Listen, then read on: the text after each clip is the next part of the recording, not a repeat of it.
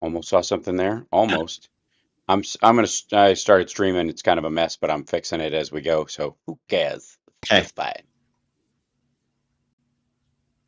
I do not hear Chicago though. Maybe they're gonna send me audio. I heard him a second ago. I don't So. either. Mm-hmm. Now Yep. it does.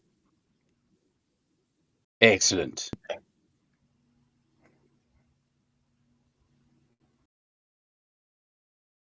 Almost there. Go pull up the. Yeah. Make sure our chat's still working because I have. Let's see. This.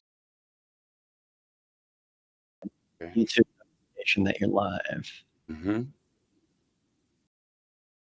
Am I? Oh.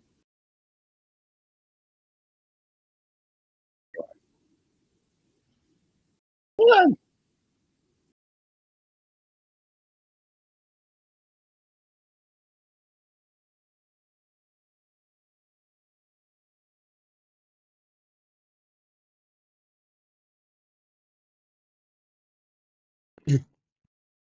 Well, I am in hot Atlanta.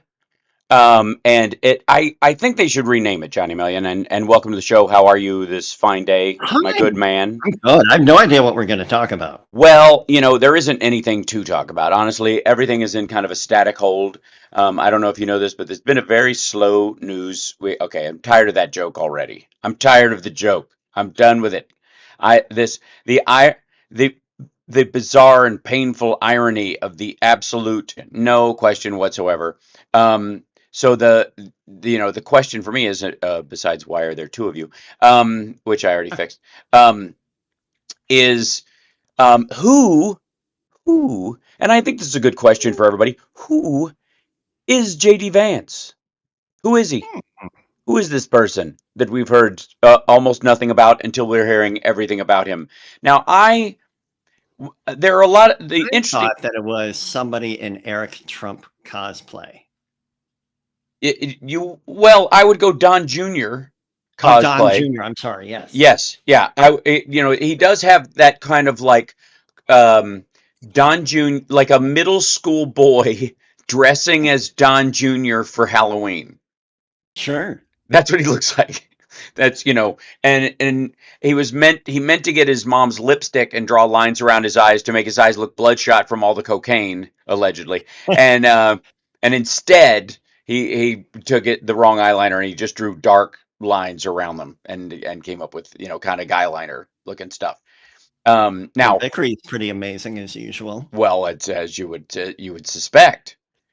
Um, Yeah. and I will be able to see that in just a moment as I'm, continuing to batten down the hatches on my setup here. But I gotta say, I was not.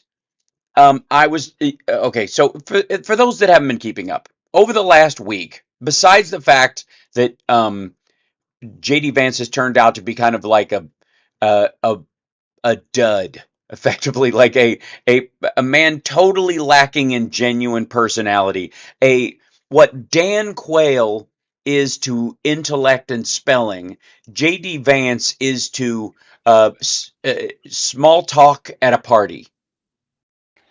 You know what I mean? Like, and he, what Hmm. can he?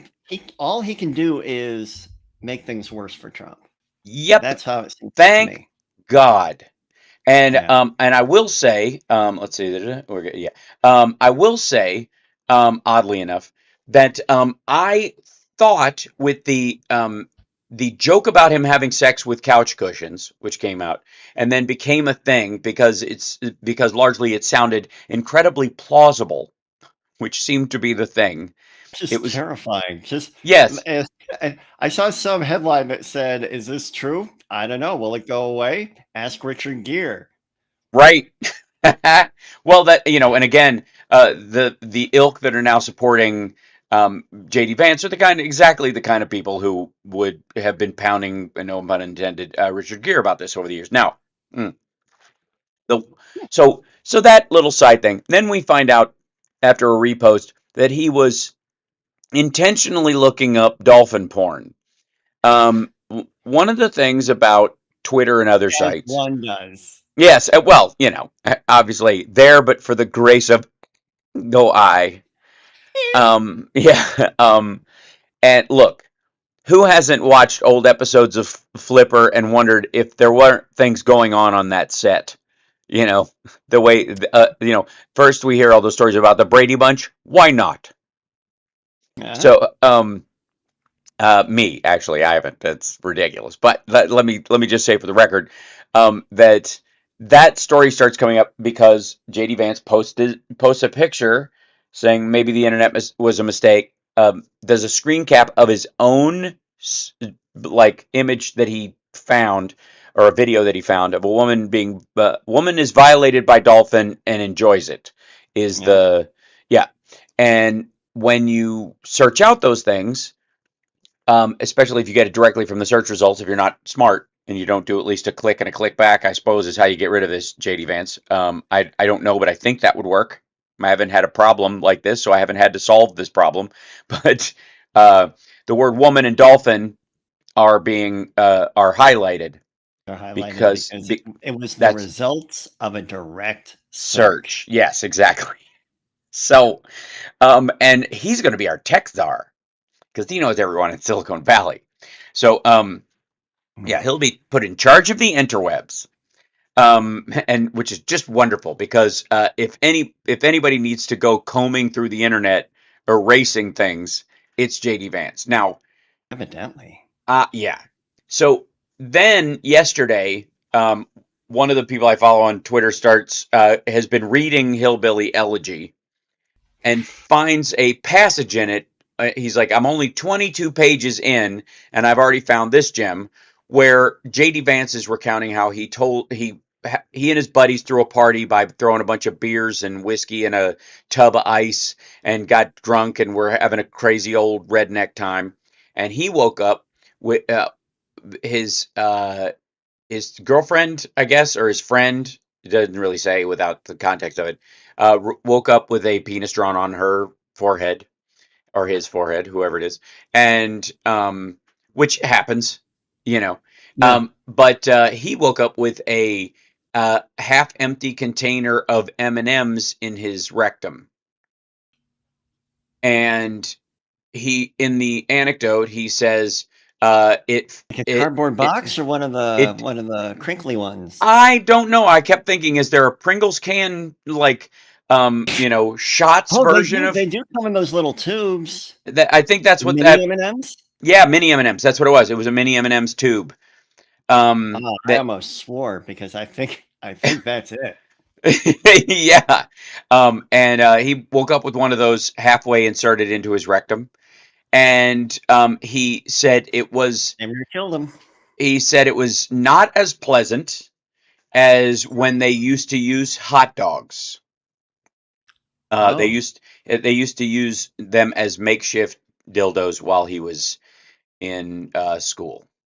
Hmm. Now, Hmm. I like I have some questions. Mhm. One is I kind of get the mini M&M container being in not losing form or function in your rectum, I suppose, depending on the turgidity of the tube itself and its resilience against outward atmospheric pressure. I do not understand how a hot dog maintains its shape and consistency when in that. I just don't know how you don't pinch it off. I don't understand how you don't. The not as pleasant thing, like, you know what? Yeah, I'm that sure stood out he's to me as right. well. Yeah, that was a curious bit of business. Or But like, or he could have said it was even more uncomfortable than when they use hot dogs. There are a lot of exa- ways yeah, right. worse than when they would put hot dogs. And Mm. here's the thing, it would have made it more of a joke, even if you liked it and that's your thing, and who cares, right? It's nice being on the side of the aisle where we're like, I don't care if it's it's We're, do we're what you're getting a gonna lot. do. But a lot of people are in the chat are insisting that the hot dog had to be frozen because it would not work otherwise. That's what I was thinking. I'm Yeah. like, otherwise, there's no way that unless you're really comfortable with the idea, or you have a lack of, let's say, you have a poor seal, that you wouldn't Another cut. comment from Don. He says he wrote this down. He published it, and we will get to something that that is coming back to bite him in the mini M&Ms right after this break, because right about the time you thought, well, this guy, I mean, that sounds like redneck good time crazy, watch this, who cares, silly Duck Dynasty stuff, man, except I it guess. gets, yeah, there's some other stuff that Trump is going to have an even harder time getting past. I'm just guessing. We'll be back right after this.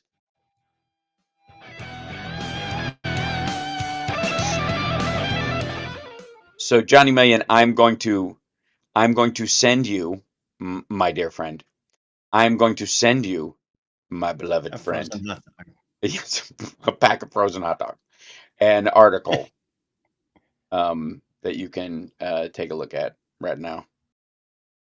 Um, that In which Yeah, I just sent area? it on On your my phone. phone? hmm Ooh, it just went buzz.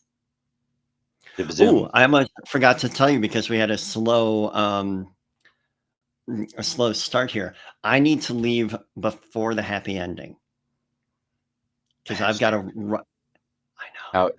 I've got to So rush ter- to rehearsal, Oh, nice. and Rehearsal. yeah, I know what, and it's further away than it should be. Gosh darn you, New York Times. Oh, because you have to pay for it. Something. Yeah, I might have something with my I always library have to card. re-sign up, even though I, 50 cents. yeah, like I have to re-sign in. I think they're doing that just because they're trying to boost sales. Sure. So they make you sign back in, and then they can give you the buy the full version sales pitch every time you click in. Oy. Sometimes I'm having problems with these things.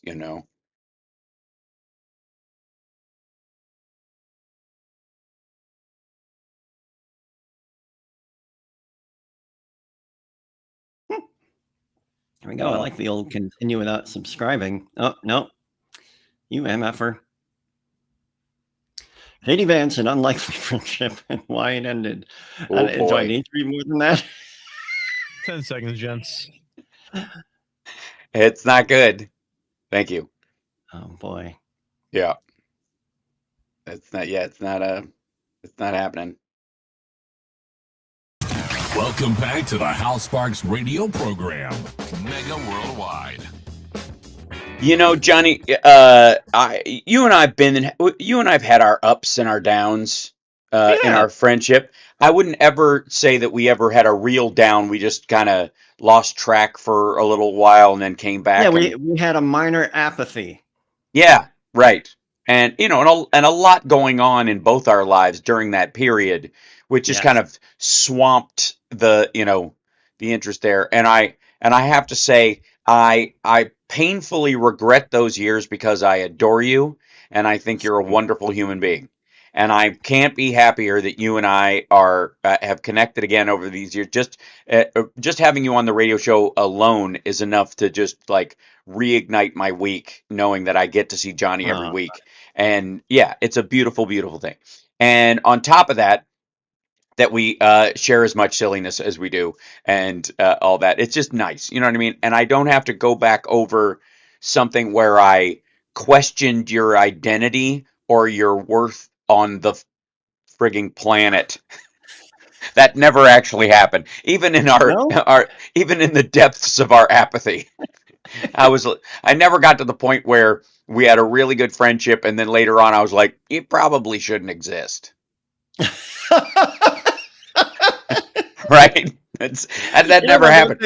I was just thinking about that Hal Sparks character. He probably shouldn't Mm, exist. yeah, say what you say what you will, but no. I know I'm very happy with you being alive and being who you are, who you happen to be. And And Oh my God! Did you see Jiminy Glick interview Bill Hader? yes, I did. It's Oh, yeah, I it's love it. lovely. Oh, so Um, it's mainly it's lovely because of how hard Bill Hader is laughing at it. oh, he loves it. He's so in on the joke, but he's trying to play straight man. He's It's trying to amazing. do it. Yeah. So, and that's the good. Those are the good interviews. Jon Stewart, couple others. Stop trying to play into it like you know what's Yeah. going on, and you're like winking. Don't wink and nod at the audience. Buy into it. Mel Brooks did. You can too. That's the Yeah. rule. So, anyways, so in this article that just came out, that a former classmate at Yale, that hillbilly vocational school that we all are tired of hearing about. Yeah, where do you learn to make moonshine? Yale. Where do you learn to build Yikes. a? Where can you build a ramp that you can ride your BMX bike up and jump over a tank of sewage while your dad's at work? Yale. I get it. Where where can you test the turgidity of a mini M&M's container in the rectum of a fellow classmate? Yale. Whew. So Yeah. what did happen with JD Vance at Yale, ladies and gentlemen of the jury, was that he had, and lovely as it was, a trans friend. He Oh, had a okay. friend who was um, at that time an out lesbian who later Hmm. realized they were trans and transitioned and is now a trans man. Oh, okay. That's their identity. Okay, this is Sophia Nelson, and Sophia Nelson is a trans man who works as a public defender now in New York, I believe. Anyways, by all measure, an excellent human being. And while they were busy being an excellent human being, JD Vance a couple of times mentioned uh, his former classmate in Hillbilly Elegy, and he calls the person's name is Sophia spelled with an F, and he calls them Sophs, Sofes, like hey Soph, which is I Okay. mean that's the vernacular of a close friend. It's where Yeah. yeah. And it's like where I used to call you JD, but I don't anymore because of JD Vance, out of respect for you as a human Oh my being. God, it's ruining everything. They call me JD at work. Oh Oh. no, it's terrible. So this was the message, one of the messages that this person sent along to the New York Times, and to show how close they initially were. They had a falling out, obviously, on his stance about gender affirming care for youths, and his kind of renewed bigotry and his attachment to um, the Trump campaign and all the myriad disgusting aspects that go along with that. Um, Hey, Sophs, here's an excerpt from my book Mr. Vance wrote to his friend Sophia Nelson. I send this to you not just to brag, but because I'm sure if you read it, you'll notice a reference to, quote, an extremely progressive lesbian. I recognize now that this may not accurately reflect how you think of yourself, and for that I am really sorry. I hope you're not offended, but if you are, I'm sorry. Love you, JD. Totally normal. Oh Okay. my, what a person. what a, what is, what an That sounds interesting, very human right there. yeah, sounds downright normal, Mhm. pleasant even, which makes sort of JD Vance's current stance about this even worse. You know what I mean? It makes it seems like JD Vance is just entirely in the betrayal business. That there is nothing about him that is for sure ever. That there's no certainty to JD Vance. You have no idea who this person is. I don't, you don't, Donald Trump doesn't, right? And certainly to some degree his friends don't. And God help his wife in that regard, because I have no idea, neither do you. But I continue. Um, uh, the Nelson wrote back the same day, calling Mr. Vance buddy and thanking him for being sweet, adding, "If you had written genderqueer radical pragmatist, Nobody would know what you mean.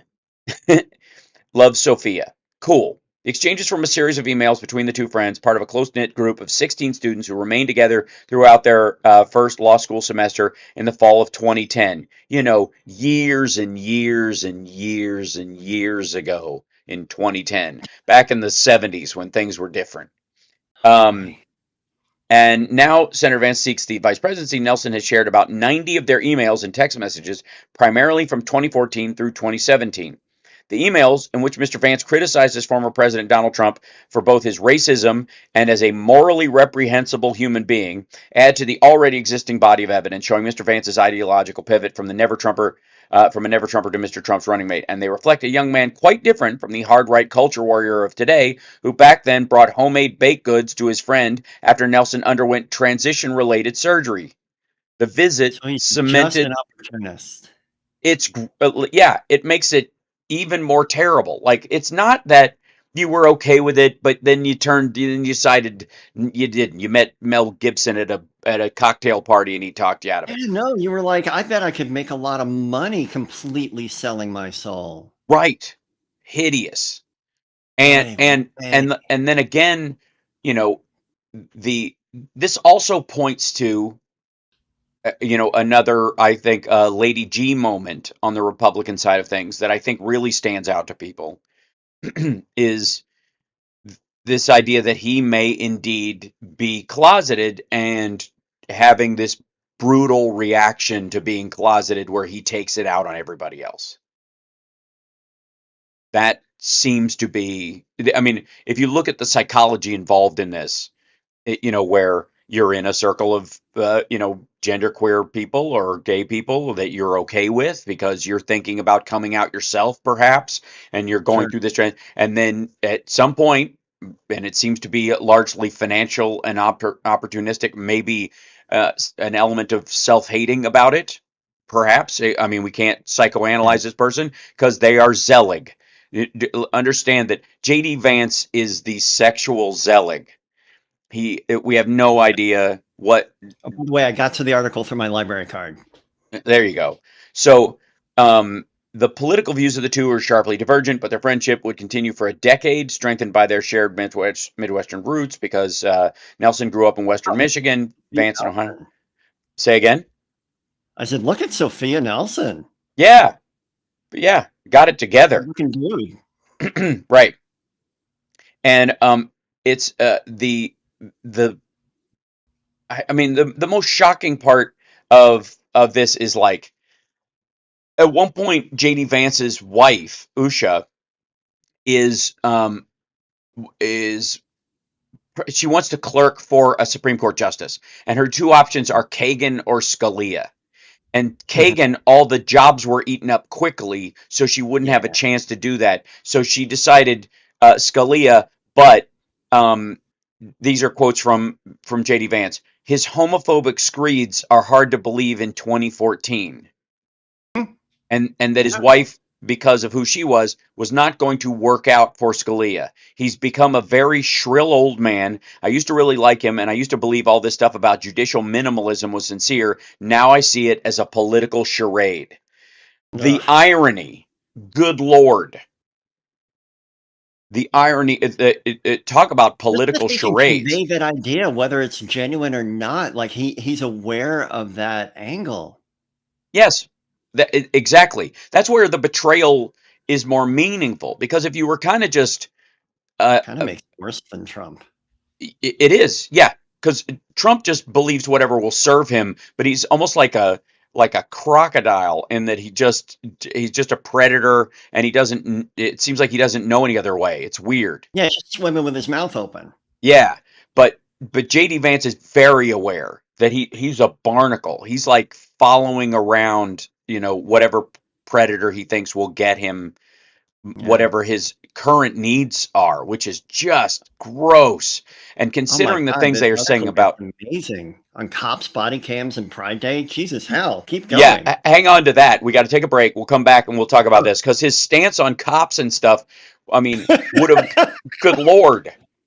I'm glad I pulled this out. It would make more sense if he was running to be Rashida Tlaib's vice president. Exactly. Okay, who like he's gonna pull off a mask like Scooby Doo and come back as it's Corey Bush. It's so weird. We'll be back right after this.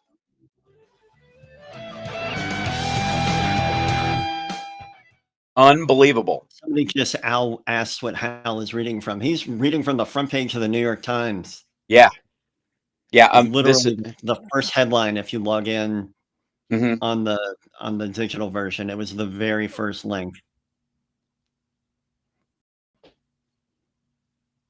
I Can mean, Trump switch running mates? nope. They're already Hmm. printing. Yep, they're already printing the election materials, and they filled out the forms because they have to get. Once you select the person, you immediately send your ticket information to the. I mean. I, if the guy dropped dead, what would they do? They'd have to run the Yeah. ticket, the dead person, Yeah. or they'd have to do some sort of. And by the way, we'll talk about this on the air because I think this is a remote possibility, but an insane one. Just, uh, it's 60 bizarre. seconds. Thank you. Thank you, Devin.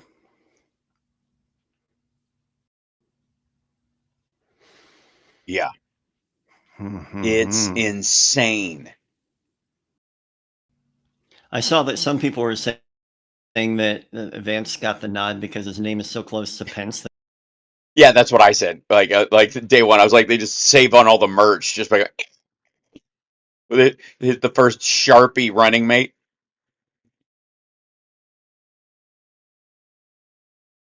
And look, I gotta say, the well, we'll save it. Yeah. I saw a funny joke about, you mean the sofs as in sofa? Oh my God, what if? Oops. Back. Okay, there we go. Now here, You're locked Come on. into the Hal Sparks radio Johnny. program. Mega Who was that in the chat that just pointed out that soaps might be a reference to sofas, and that this is It actually was, a pardon the term, a backdoor way of saying that maybe they hid it. yeah. It was a while ago in the chat. I'm sorry, I don't remember who said it. All right. So again, I feel like we have to reiterate that from a Democratic side of the aisle, I think our response is always, "Come on in, the water's fine." Like, just be yourself for God's sake, and stop taking out your panic over your identity on other people in the same situation. That said, one, beyond his, I mean, come on. Betsy just posted sofa and hot dog 2024. Right. Well, yeah, I did a dirtier version of that earlier yesterday. It's hard not to. That's what And again, like I have to tell you, it's so wonderful to see that the first ad that came out of the Kamala Harris campaign is using Beyonce's song "Freedom" and reclaiming that word, right? Because Yeah. it's like the Republicans have fallen back into this whole like the Democrats are intolerant of intolerance, which so they're not for freedom. Like, all right, look, we don't want people wearing swastika armbands in middle schools. You know what I mean? Like that's not even censorship. That'll just get you fired. Getting canceled is not the government coming after you. That's the rest of society deciding that you can go pound sand. Now, one of the things, being a closeted individual on the Republican side, if you are willing to legislate against your fellow LGBTQ plus IA brethren and sistren and otherin, is a well trodden path on the Republican side. There's a lot of, you know what I mean, like they have an instruction manual, I'm sure, for like how to do it. Like Lindsey Graham will be your guide, and they'll just tell you how to be a bigot against your own kind, in short order. So, not surprising that they might let this stuff slide. They might view it in the same way that they view Donald Trump's Christianity, that he was the wine and the women and the demon. Might Yeah, get a little bit touchy. I do too. Little bit touchy. Johnny, can you hear me okay? See me okay? Because I see you just fine. You're in. Hum-a-da-boo. Oh, I hear Never you. mind, he's You're back. good. Okay, there you go. Yep. I hear you and see you on my end, Johnny. So hopefully yeah. you're okay. Okay. So, and have the entire time. So you're a browser source in my streaming software. So yeah, even, there he goes again. What in the world? Johnny was very curious. If we are You- still live, we might need to go to break.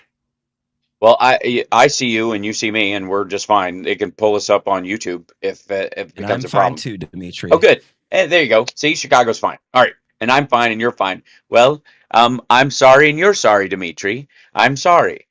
So here's the part the Republicans are not going to be able to pull back from. And that is on cops, body cams, and Pride Day. This is the section of the New York Times article that Johnny was referencing before. Like their conversation, Mr. Vance could be surprising. In October 2014, in the wake of the killing of Michael Brown, an 18-year-old black man, by a white police officer in Ferguson, Nelson raised the idea of requiring that police officers wear body cams. Cool. I hate the police, Mr. Vance said in his response. Given the number of negative experiences I've had in the past few years, I can't imagine whoops. Oh, that would be me dropping out with those guys. And I think still live streaming, I hope. I don't see anything dropping off, so I'm not quite sure. Oh, we're back. There's Johnny. I just reconnected because I saw you talking on YouTube, but I couldn't see you on the Ninja Room. Gotcha. Okay. Well, I saw you just fine through all of it. You never went away on my end until the reconnection. So I don't know what was up with that. That's it. Okay. So the quote from him was, "I hate the police. Given the Yeah. number of negative experiences I've had in the past few years, I can't imagine what a black guy goes through." Okay. I can't imagine what he went through with the police. Trying to That's use his white privilege? What did he do? Well, here's the thing. As a recovering redneck myself, and you're very aware of the peach fuzz mustache years when I arrived in It was Chicago amazing. from Kentucky with my deeply Elvis-like voice and my hardcore Kentucky accent that I worked very hard to shed as quickly as I could. And my having not shaved yet and my kind of Jackie Chan haircut and my all black clothing because I was a very angry Southern young man. I That forgot about the all black thing. Yeah, Yep. that was a thing. Yep. I wore black all the time. I was one of those children of concern for quite some time. It's why they want. That's why I get him out of Kentucky before this goes really south. No pun intended. Uh, Yeah, but in that I know like from my sister's boyfriend. She's 4 years older than me. And the kind of revenuers attitude of a lot of Southerners towards the police in general, this kind of like Dukes of Hazzard idea about outrunning the cops and all that kind of stuff and like partying till there's nothing left. Um, that I don't doubt that he and his buddies got into some sketchy stuff. Sure. He admits to a good deal of it, it would seem, especially drinking to the point of near blindness, and his mother's brush with the law because of her stealing oxy from her place of business, from her work because she was a nurse, and using it, becoming an addict, him living with his grandmother, all that stuff. And his grandmother, when he came to her and said he tried to tell her he might be gay, and her response to it was, "Are you an effing idiot? Do you want to suck D's?" Wow. Yeah. The sensitivity you can expect from that part of the country. And obviously, if anything is going to slam your closet door shut and lock it, it's going to be an experience like that at a young age in an area like that. That is the entire community around you, as far as you're concerned, sending up a signal flare saying, "Yeah, don't do that again." until you get off to Yale and you start hanging with a group of friends, including someone who is an out lesbian at the time, who later is trans and transitions to being a trans man, and you maintain a friendship with that person because it's another situation where you see a crack in the closet door again. This happens all the time. This is not, especially in the South. I had a dear friend, rest his soul, who luckily was able to live the greater part of his life with his partner as a married gay couple because he left the state of Kentucky and moved to upstate New York so they could live together and be away from his parents and everybody else who castigated him for being gay. And and I was so happy he had that. He ended up dying a couple of years ago. But I keep going back that if he'd have never gotten out of Kentucky, how miserable his life would have been. It's just a terrible thought. And I wouldn't wish that on someone. I wouldn't wish that on an enemy like JD Vance in this regard. Partly because it's a terrible thing for a human being to go through, and I, as a human being, wouldn't want somebody to live like that. It seems awful. Right. But on top of that, what it turns you into, what it makes you into, it makes you into this like bitter, judgmental, vindictive thing. Now, is JD Vance gay? I have no way of knowing, but I will posit that neither does he. That he is, so far hidden from any sense of reality about himself politically, in terms of the social ladder, in terms of class. This is a man who has, like I said, he's, insofar as we know, a sexual zealot. And is the same way when it comes to political party. He is a never Trumper who talked ill of this, and literally to even consider that there is coming back on the Republican side from writing to a trans friend, "I hate the police," at some point. It's madness. Yeah, it's crazy. And then what he has become and how he talks about just women's rights. Let's jump from that to the danger and damage of ectopic pregnancies and his absolute disregard for the seriousness of women dealing with ectopic pregnancies and the infant mortality rate that is spiked, not because doctors have forgotten how to treat a baby with certain medical conditions after it's come out of the womb, or because of mothers have forgotten to feed their children, but because more women are being forced to give birth to unviable fetuses that die the minute the umbilical cord is cut, because they cannot survive outside the womb, and they are being forced to carry those babies to term, even if it means their own death in a bunch of states. And that number has gone up exponentially because of the dozens or so that have happened in the last 2 years. So my sympathy for him being kind of in a bit of a conundrum socially about coming out, when one of my dearest friends growing up went through that himself with his family.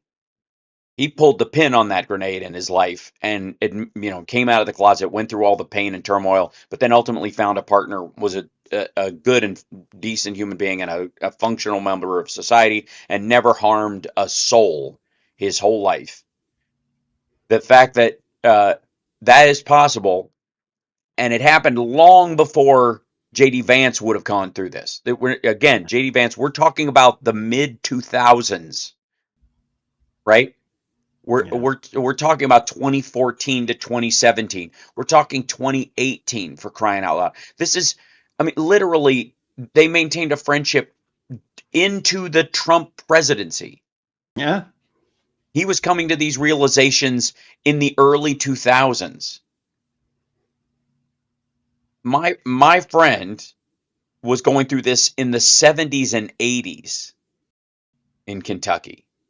So please, this idea that you have no choice but to lock into bigotry in this day and age is ridiculous. We got to take another break. But ultimately, what does this point to, though? Is it that he is a closeted bigot? Is it that he is a never Trumper who's an opportunist who's just going to use Trump so if Trump kicks off, he can hand the reins of power over to Rick Wilson and the Lincoln Project in a secretive deep state plot to take over, as some Republican, as some maggots have fielded in an idea in the last week? I don't know, and neither do you. No one does. No one knows because JD Vance doesn't know. Yeah. Because he, like Donald Trump, is only committed to the things that will extend him power. Yep. That's it. On the other hand, we've got a great candidate. And everybody is noticing. We'll be back right after this. It's the House Sparks Radio program, Mega Worldwide. All right, I'm going to go take care of my hungry cat. You and your euphemisms. Yep.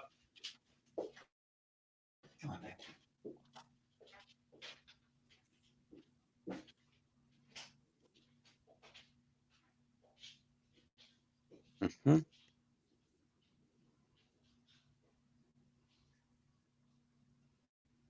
Hi, chat room. Sorry I can't interact with you. I was running into issues, as it were.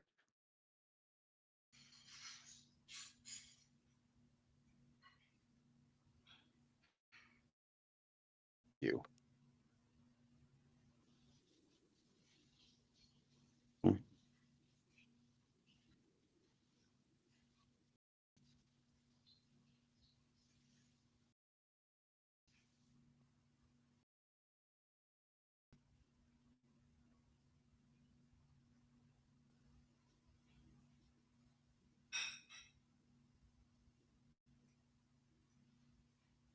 Mm-hmm. Stand by, coming back. Mm-hmm. Welcome back to the House Sparks Radio program, Mega Worldwide. Johnny Million will be back with us in just a moment, but I really have to say I have still never and I don't think I shall in the near future. I'm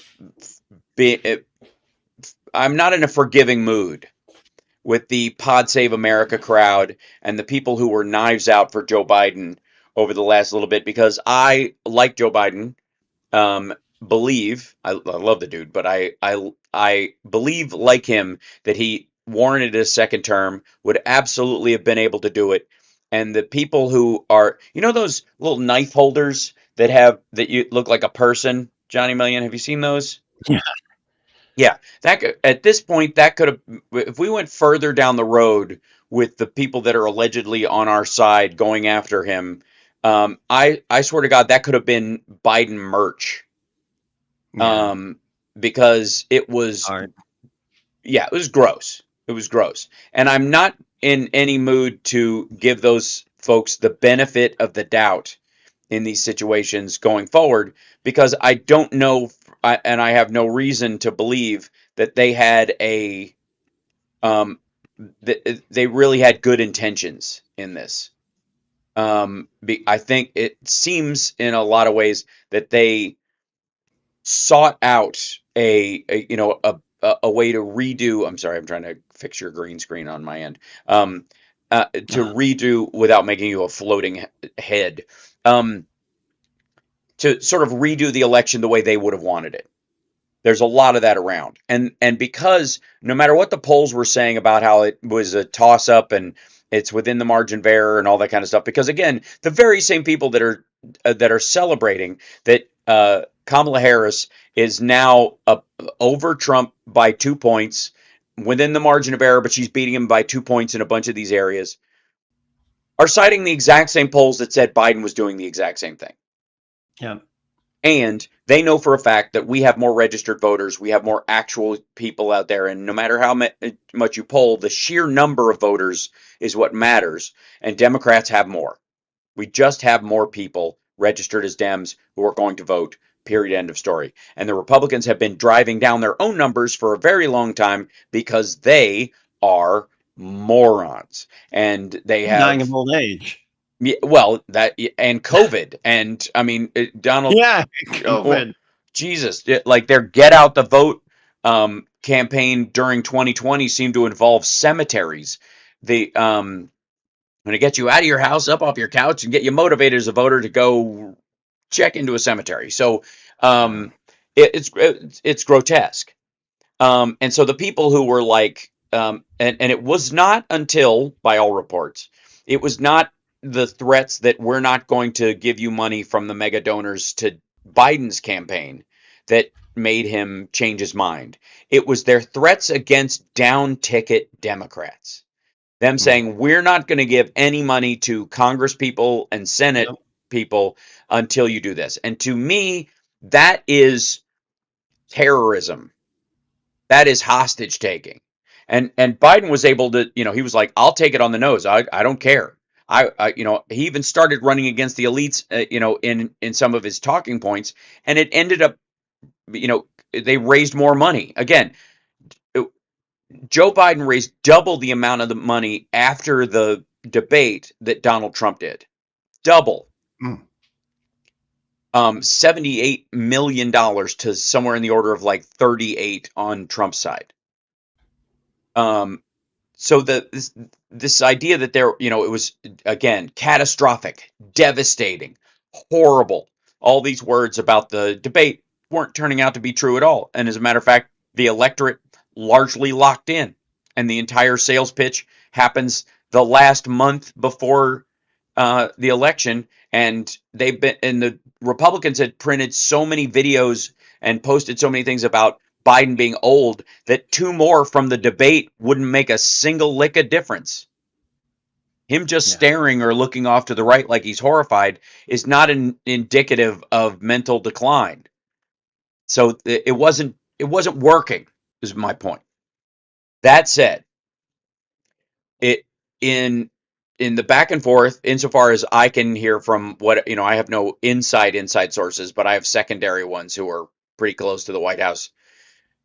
The conversation seems to be that the reason he was asking about Kamala's chances and all those kind of things was when to do it, when and if to do it, and that the selection of JD Vance was almost the straw that broke the camel's back. That was the selection point, because Donald Trump had gone all in on a MAGA ticket. We're not going big tent. We think the Democratic side is going to collapse. Yeah, he thought it was kind of a landslide. That's right, and that his buddy Benjamin Netanyahu would continue to make life difficult for Biden until the election, and then Trump would allow him to just run roughshod over every humanitarian group or any criticism of Israel. He'll let you just keep making it hard for Biden and to negotiate anything, hamstring everything, slow walk everything, and then as soon as I'm in, I'll just let you do whatever you want in Gaza. That's clearly the conversation. Yeah. There's no question. And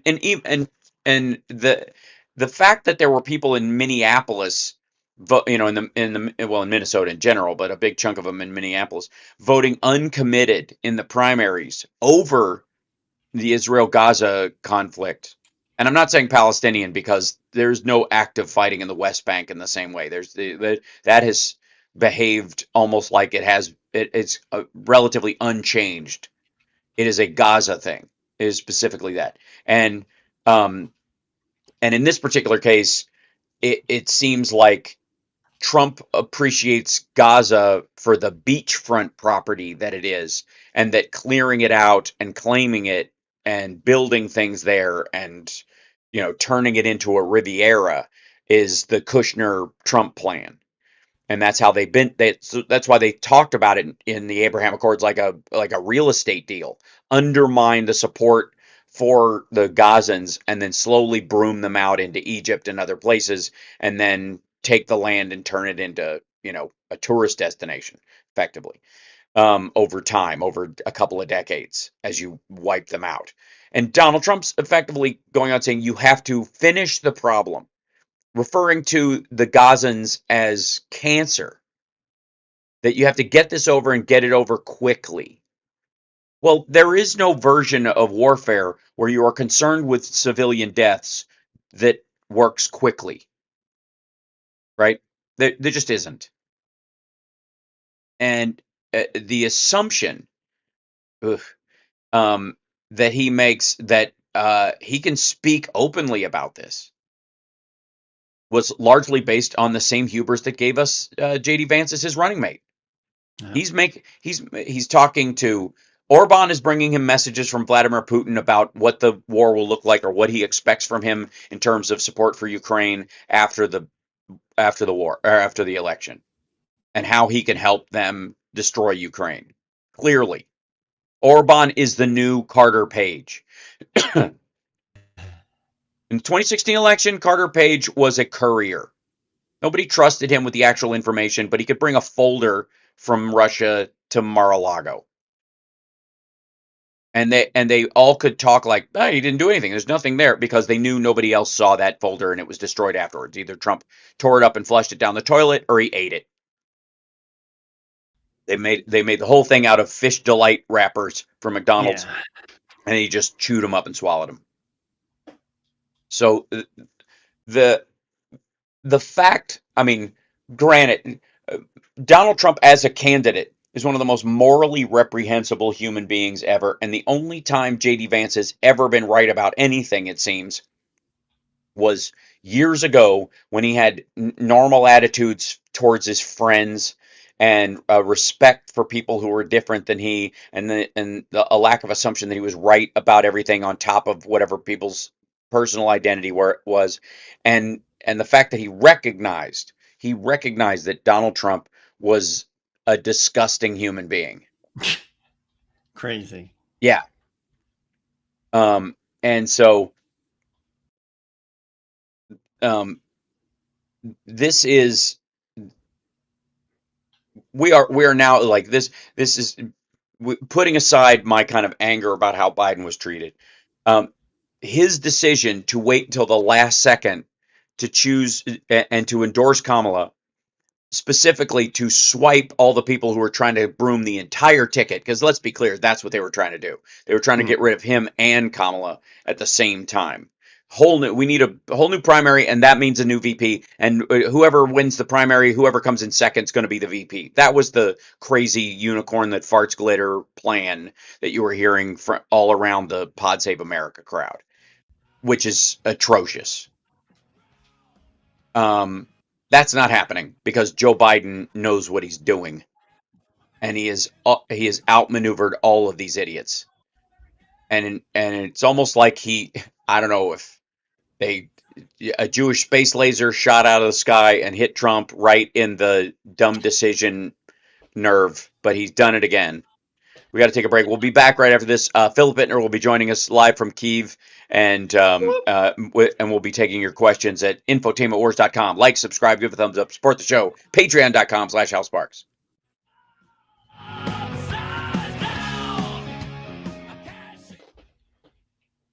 Yeah, I'm not even sure how I feel about this Muslim stuff. I'm obviously outraged at Trump's rhetoric, and I worry most of all about how welcome Muslim citizens feel in their own country. But I also think that people have always believed crazy shit. I remember a poll from a few years ago suggesting that a near majority of Democratic voters blamed the Jews for the financial crisis. I don't know what the hell he's talking about there. This is from his emails to Sophia. Bless you and all your kin. Yeah. And there have always been demagogues willing to exploit the people who believe crazy shit.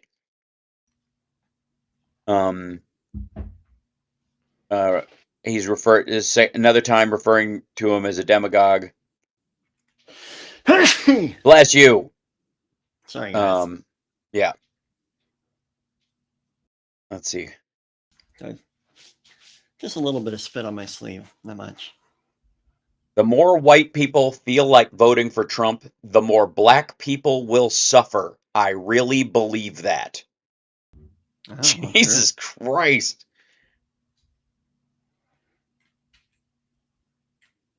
Where's the lie? Huh? Yeah, there isn't one. Well, that's the thing. The lie is in the kind of in his rebuttal. It's where he is now. Yeah. Good Lord. Oh, and hold on, let me grab Phil's link in here. He should be in here. There he is. Copy. Copy. Studio mode. There we go. And Phil.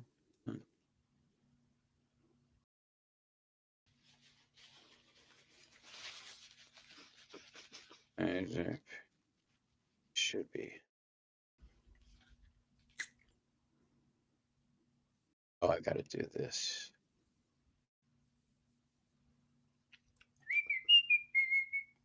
Uh-huh. Robert. CCP does this. I guess I have to add this in here. Where'd it go? Guess this guest one. He just Oh, updated. no, I got it. We're good. Sorry, I forgot. This is I was being all smart. I forgot armed robbery was Was against the illegal. law. Yeah. And should pop in there in a second. Dunk. I hope. I don't know why it isn't fresh. There it is. Okay, good. Oh, almost. Oh, there we go. Film transition. There we go. Sorry. Close. Up studio mode. Gotta move these things around. Stop. Guest one. That's you, Johnny Million. Really? Oh, that's weird. I bet. Is it this way? Don't reach over and bother anybody. Okay. And then nested back. Let's see. Guest two nested scene. That's what I need to do.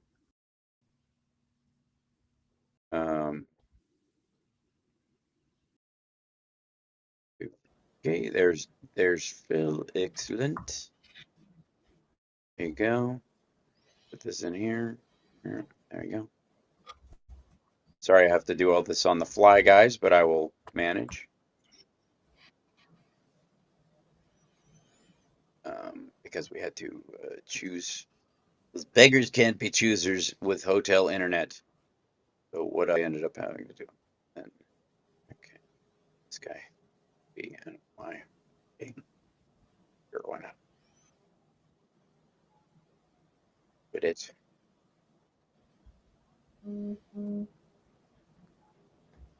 Excellent. Fabulous. There we go.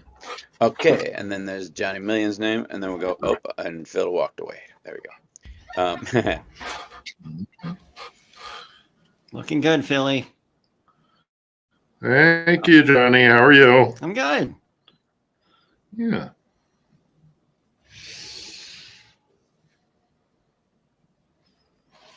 There we go. And right about there. And this about there. There you go.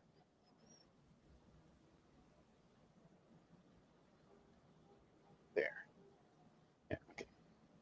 Now I can move these things around. Kind of. Excellent.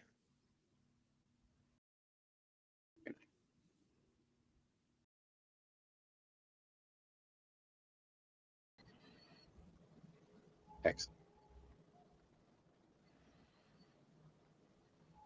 Okay, we'll be back in just one moment. Hi, chat room. We will be getting to questiones. There we go. And then I have to add Phil's name in here, and then we're good. Phil, I feel like I haven't talked to you since a day. Whole 24 hours. Yep. You got the first edit on this Coming week's back in 20. episode done. I'm just working on the second edit. Okay. Excellent. Now I'll put this on mute.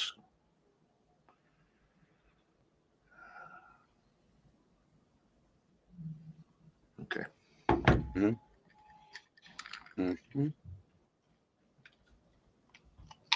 Et voila, et voila. Cool.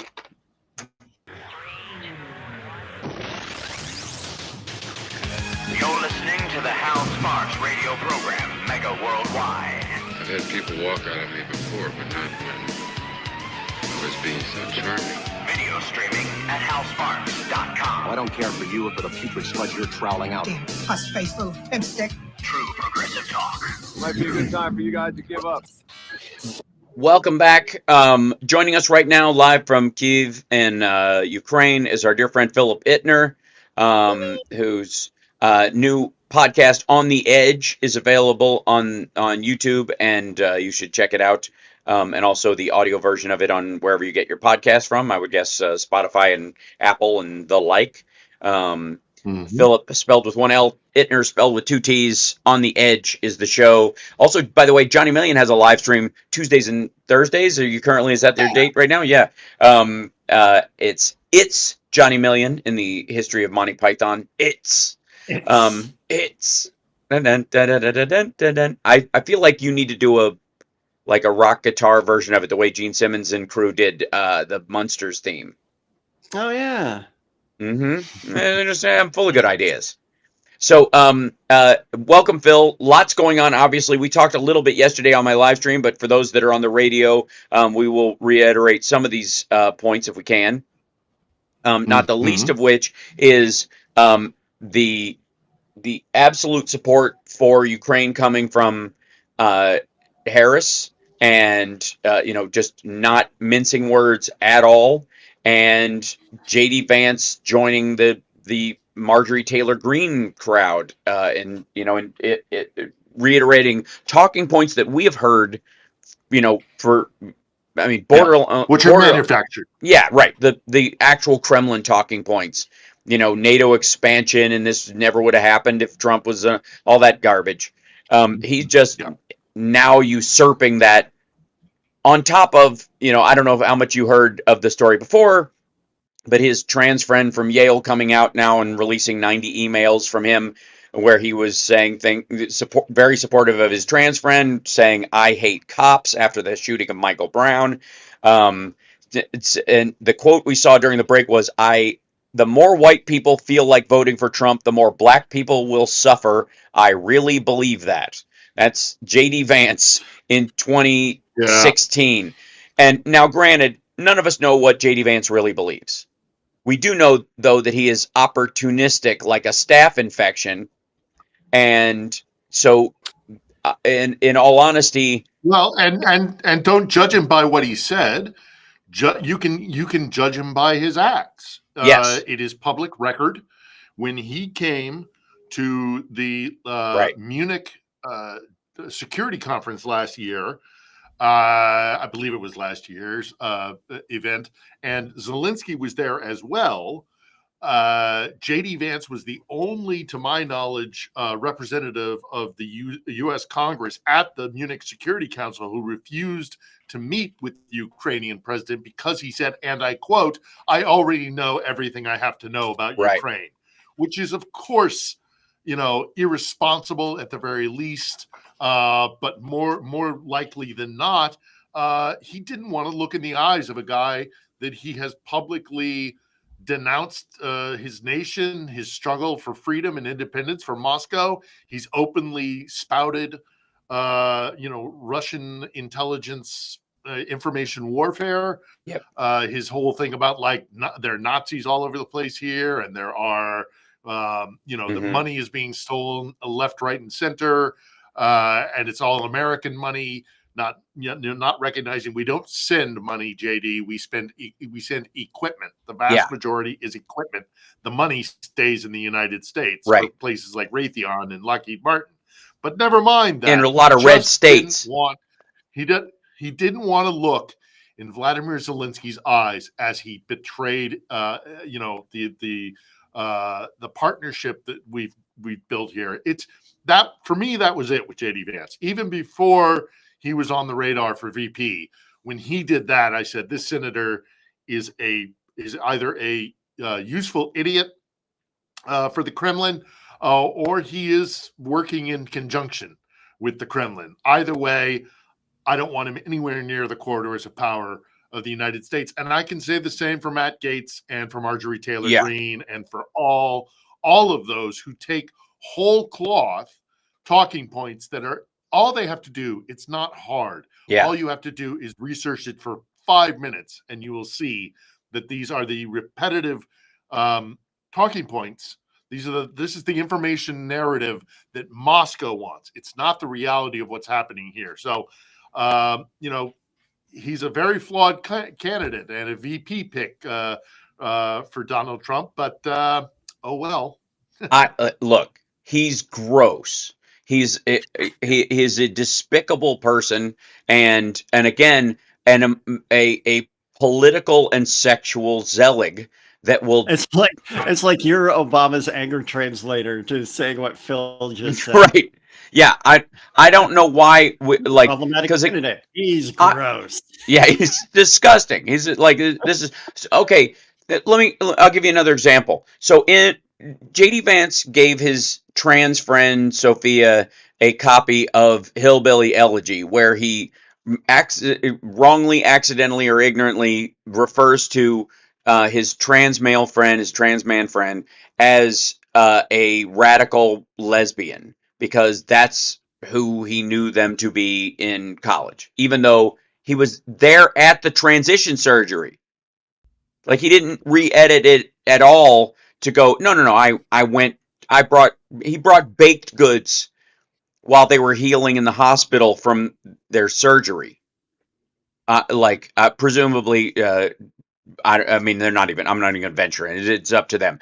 But the fact that he was there at all is amazing. This is what JD Vance wrote in his scribbly, bizarre, psychotic handwriting in the book. To Sophia, a good friend and fellow Midwesterner, and, despite being a godless liberal, a great person. JD Vance, 4/30/17. This is April 30th of 2017. This is not, again, 1976. This isn't 1985. This isn't days after Freddie Mercury passed. This isn't at a Liberace convention where you're like, I can't believe he's gay. And, a bunch of people. This is in 2017. Donald Trump was president when they were having these conversations. It's just, he just gets. And it's beautiful in its own way, and it's because we live in the dumbest simulation ever. It's more ridiculous with every passing moment, and Trump himself has got to be grinding his big fake teeth over this. And there's no way out. It's, even aside from what he has said, it's another example of Trump not thinking beyond the next step or the step after that, and properly vetting his VP candidate for whatever immediate reason or not. I mean, this would not have been hard for a proper campaign to do a proper background research on Vance and have maybe avoided this. It's on them, even if even aside from the point of bringing him onto the ticket, it's also, as far as his own deficiencies, but it's also a deficiency within the campaign itself to have let this happen. So, I'll sit on the embankment and wave as the HMS Donald J. Trump for president campaign goes under the water, because that's just, he is saddled with Vance now, and he was already a horrible candidate. So, yep, I'm not putting my foot off the gas for sure. Nope, nobody should, right? Because nobody should. But he's a terrible VP pick. Trump is obviously a deeply flawed candidate, and on the other side of the equation, we have Kamala Harris, who is, aside from all her other accolades, as far as I'm concerned, being a single issue voter, and that is support for Ukraine, she has my ballot. And if she picks, and there are plenty in the deep bench of Democratic VP potentials who equally stand strong against Ukraine, notably Mark Kelly. If she picks somebody who is as strong against Russia and for Ukraine, then that further ratifies my decision to cast my ballot for her. But Right. she stands with Ukraine, and that's all I need to know. Yeah, and I obviously the Trump campaign will have some sort of rebuttal to this eventually, and push back on it, but I don't know how successful their rebuttal will be. That you know, But they don't know either. Sir, it should not be dignified. yeah. I wanted to refute it. They said, sir, don't dignify it with a rebuttal. So yeah, He's a deeply flawed candidate. he's his brain is jello. He's a mess, and it's only going to get worse. We got to take a break. When we come back, we're going to take some questions from the chat room. Infotainmentwars.com, of course, twitch.tv/Hal Sparks is a way to get those questions in. Johnny Million will be farming them for us, as well as our fantastic mods sending them along as well. So we'll be back right after this. It's the Hal Sparks radio program, Mega Worldwide.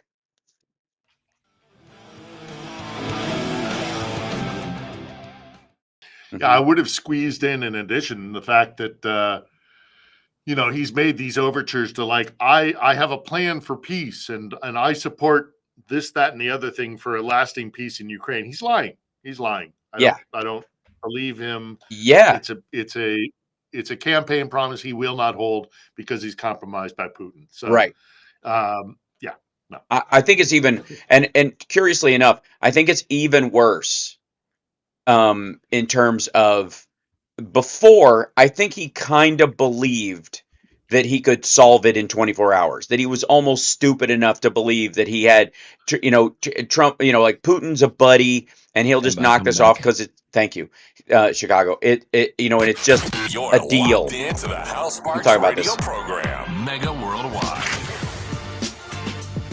We were talking during the break about how, Trump is obviously not, this idea that he's got some sort of peace deal in the offing to end the Ukraine-Russia war, it's absurd on its face. But on a personal note, I think he believed he had the power to control Putin or get a favor from him and show off. As soon as I get in, they're going to give me Evan Gershkovich back and they're going to close down this war and they'll just take the areas that they took and just, and then I'll let them wink, wink, nod, nod, go through, whatever, say no more. I'll let them push a little bit further. And he could install a protection racket for Zelensky and basically say, nice country you got there. Shame if something happened to it, sort of thing. Forever. And threaten him. Yeah. Not really knowing the character and the strength of character of Volodymyr Zelensky. I mean, the president of Ukraine is face down a terrible and terrifying military assault. He has been Trump had his one, assassination attempt. Zelensky has had trained Russian killers. Yeah. At least 4 separate kill teams have been stopped in Ukraine, to my knowledge, that's been made public. So you think he's going to bow to you, Donald Trump? No, right. Zelensky is a stronger character than that, and so are the Ukrainian people. He has no idea about this conflict. He has no idea about the realities of what's going on here in the history, and how, it never would have happened under me. This war has been coming for centuries. This is a colony controlled by a brutal, cruel imperial master who has held dominion over this country for centuries. This didn't just happen out of the blue. It's something we could have stopped. It would have been sticking your finger in the dam of this inevitability of this conflict. So he doesn't know what he's talking about. Right. Sooner we put him in the rearview mirror, the better. So agreed. Yeah, let's get some, Johnny. Yeah, I've got one from Ed's 3D Tech. Can you ask Philip about the smoking issues in temporarily occupied Crimea Thursday night, U.S. time? Oh, okay. Not literally like people smoking. That's a very specific. Give me that specific time code again. Thursday night time. Thursday night Ukraine time. That was the one. That was the airfield, I believe. if we're talking about the same incident. There's so much activity going on that to narrow it down to one specific. I believe the incident on Thursday was the airfield. There's been a lot of attack on Russia's air defense and air capabilities, both in Crimea and in the kind of surrounding areas, notably Rostov for the airfields and things like that. So, without pulling up the exact incident that you're referring to, it's a lot more of the same. They're targeting, again, air defense and air capabilities. There's some other activity where they go for like oil field, or oil containment storage areas, or water centers or things like that, infrastructure kind of thing. But the vast majority of the activity that we see in Crimea currently has to do with air power and air defense. So I without knowing the exact incident you're referring to, and again, there's just too many. They happen with too much regularity. I would be willing to hazard a guess it was another airfield. I think that's what we're talking about. I think that was the one where they got a bomber, or they got a couple of bombers. Yeah. So but that's mostly what's happening. Right. Yeah. Crimea itself is now, from a naval standpoint, completely cut off. And the next stage would be to make sure they don't have the air defenses or to fight back against that. And then the next thing is the Kerch Bridge, I would guess. That seems to be how you do it. If you're going to go for the Kerch Bridge, this is how you do it. You make sure the boats aren't there to fire on whoever you're sending or defend it against other stuff. Then if you're going to send missiles, you get their missile defense systems via drones and other stuff. And then you plot an overwhelming attack of missiles and drones that is just probably going to be one of the most shocking days of the war when it actually happens, because the only way they're going to get it is if they send in 8 or 10 of those little catamaran Waterworld drones and air drones and missiles at the same time. It's a huge bridge. A couple of cruise missiles, couple of cruise missiles, either Storm Shadows from the Brits, or there's a number of cruise missiles they could hit it with. But yeah, I mean it's look, I have said all along that so much of this entire war is about Crimea. It also draws into question, why do you need the land bridge if you don't have a naval base in Crimea anymore? So why is Russia even fighting this war? Because the Black Sea fleet has been pushed away from their traditional naval base at Sevastopol and pushed away to the eastern banks of the Black Sea. All of this means that Russia no longer has dominion over the Black Sea. So why do they even need the land barriers? All of Russia's war efforts will be for naught if their naval capacity and their dominion over the Black Sea no longer exists. They can take 7 kilometers or 5 miles here or 10 miles there up in the Donbass, or move towards Kharkiv or whatever. If they don't take Odessa and control the Black Sea, which so much of this entire war is really all about, not exclusively, but so much of this war is about their naval capacity and having a warm water port there. If that's denied to them, there's no need for a land bridge. There's no need to take Donbass. The Russians don't care about the people of Donetsk and Luhansk. They're a means to an end. They started that conflict so that they can have an excuse to keep a supply line to their very important naval base there. So if the linchpin of this entire war is Crimea, because Russia it really wants to maintain its dominance over the Black Sea, and they're not going to get it. And Vladimir Putin will not survive that defeat. They cannot win this war. The Russians, the Ukrainians can lose more than they've already lost, but the Russians cannot succeed in their aims here anymore. I do not believe. What we need to do is stay the course and make sure that the Ukrainians do not lose more territory and are indeed able to liberate as much territory as they possibly can. That then we get into a lot of different questions. But Crimea, to my mind, is the linchpin of this entire war effort, and we can help Ukraine make it untenable for Russian military positioning in Crimea. That absolutely could be done, and a Harris administration will do that. Yeah, I have no doubt. agreed. We have time for one more before the break. What do you have, Johnny? Yeah. I've got one from Lindsay Leiter. Can Phil speak a bit about the failing economy and growing military attrition and how this will impact operations going forward? I imagine that's about Ukraine. I presume you're talking about Ukraine. Yeah. Look, it's not the economy is being propped up. It's definitely struggling, but then so is Russia's. In Russia's economy is actually in many ways doing far worse. But there's no getting around the fact that this war that's been inflicted on Ukraine has been devastating to its economy.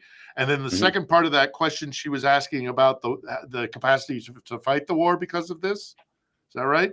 Mm-hmm. Yeah. Yeah. Yeah. Well, look, I mean, they're gonna keep the entire economy is.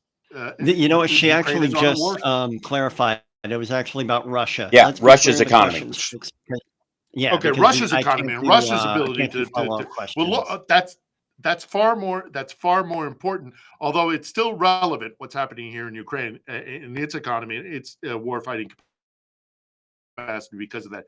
But Russia is even more important, and it is a place where if we continue to exert pressure, they will collapse. I mean, the Ukrainian forces here say that given the way that they're going through equipment, the Russians, they have maybe another month and a half, give or take, of offensive capability because they just simply don't have they don't have the supplies to keep burning through to gain very little advance on the battlefield. So Russia can be badly hurt in its economy and its war fighting capability. Its economy stinks. It's one of the main pillars of its entire economy, which is its oil and natural gas industry, is operating now in the red. They can no longer maintain replacement parts and things for like oil refineries and pipelines.